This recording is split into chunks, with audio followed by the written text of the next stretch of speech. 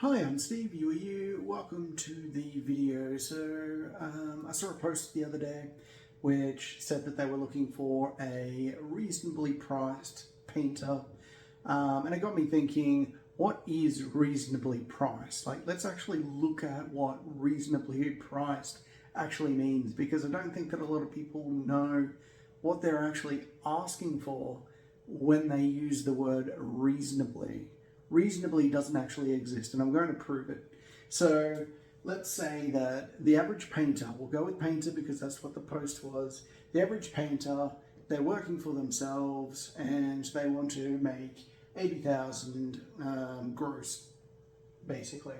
So that's what they want personally as the gross. So they pay 18,067 in tax. And so they take home 61,933, which equates to 5,161 per month, 1,290 per week, 258 per day, or $32 an hour. Awesome. You can already see the problem that I have with that, but I hope. But let's break down their expenses. So let's say that this is a single guy. He's, let's say, 28. He's a painter. He's gone through, apprenticed with someone. He's very good, and he started out doing his own business. So it's just him at the moment. He doesn't have a family yet. He doesn't have a girlfriend yet. So we're not going to include any of those sorts of expenses. We're just going to look at, all right, well, he's probably going to be paying between $1,800 and $3,000 in rent. Looking at rental market these days, that seems pretty reasonable. I averaged it out to $2,400. It's probably at the higher end. He could probably get something cheaper, being that he's single.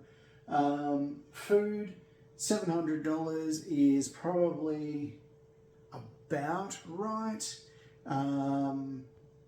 We could probably massage that a little bit and get it down to like $600 or something like that, but I don't think that he would really get it below $500. So we could massage that a little bit. I'm being a little bit generous considering that he is single, but fuel, so I'm probably not being generous enough here. He is a tradie. He's going to be driving all over the place. So fuel's probably going to be more than $350. And he's probably going to have a ute, which may or may not have diesel, which will increase the price further. Then he's got home insurance, car insurance, home and contents, that he would just have the content side of things in there, so it's probably a little bit cheaper. Car insurance, he would probably have a little bit more expensive car insurance. Health insurance, about $250. Income protection, he's responsible, and so that's at $250. He's paying rego, about $65 a month. Electricity is about $200 a month. He's got some personal care stuff there, so deodorant and shaving gear and clothes every now and again and that sort of thing. And he's got a phone that is $45 a month, so that's $4,640 based on our other initial figure where we want to get to 80,000 gross. We're looking at $521. But looking at this now, I haven't taken into consideration maintenance of the car, which would be $250 a quarter, I would say, if he's really responsible with his car and really looks after it, which he probably would. And tires, which is probably a once every couple of years sort of a thing. But yeah, you would probably see that dwindle pretty quickly. That's not really a livable wage if you're taking into consideration tires and that sort of thing. So I went through that for a reason, and the reason is this. So let's say that a painter can paint one room per day. If that room is, that means that room is $258 a day that he's getting for that room. So then a 3-bedroom paint would be $774, and a 4-bedroom paint would be $1,032. So then it wouldn't be unreasonable to say that he should charge that. But then when we take into consideration these costs and overheads, let's look at those. So we've got consumables, $300 to $1,500 per job. Thanks ChatGPT for giving me that information. So that's per job. So I averaged it out to about, 900. So 3,600 for the month, because he's only able to get 4 jobs done, because he wants to go out with his mates and drink on the weekend. So he can't start a new job unless he's going to work this Saturday. He doesn't want to do that, so he's only doing the 1 job. We could be really enthusiastic and do 2 jobs a week, so that means that we're looking at more than that. So that also increases in here. There's more wear and tear to his equipment, and the rest of these will be fine. But then there's public liability, there's tool insurance, there's compliance, there's business ops. I've estimated that his equipment would last about 2 years. So I've narrowed that down to about $208 that he would need to put aside to buy that equipment again. That's per month.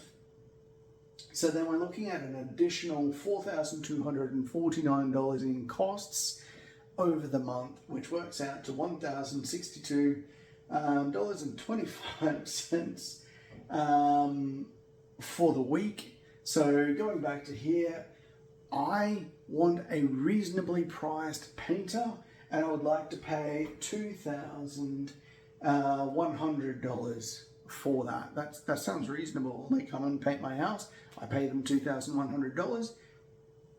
Don't see an issue with that, until you take into consideration that this guy is just working to live.